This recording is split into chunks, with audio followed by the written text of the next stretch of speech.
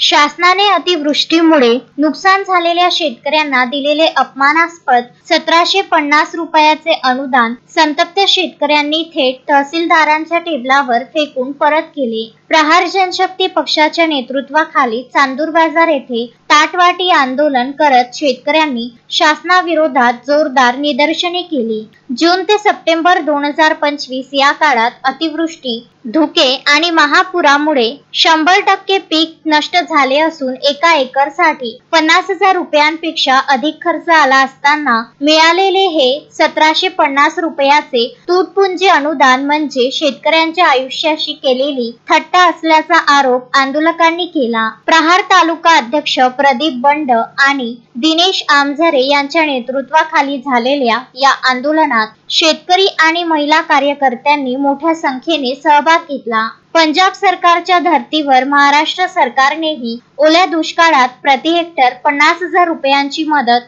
जाहीर करावी, अन्यथा हा आक्रोश रस्त्यावर उतरेल असा इशारा शेतकऱ्यांनी दिला। अपमानजनक मदतीचे तुकडे फेकले जात राहिल्यास उद्रेक अटळ आहे आणि त्याला हे बधीर सरकारच जबाबदार असेल, अशी तीव्र टीका प्रहार कार्यकर्त्यांनी केली। या आंदोलनामुळे परिसरात प्रचंड संतापाचे वातावरण निर्माण झाले। विदर्भ न्यूज करिता पंकज साबू यांचा हा वृत्तांत।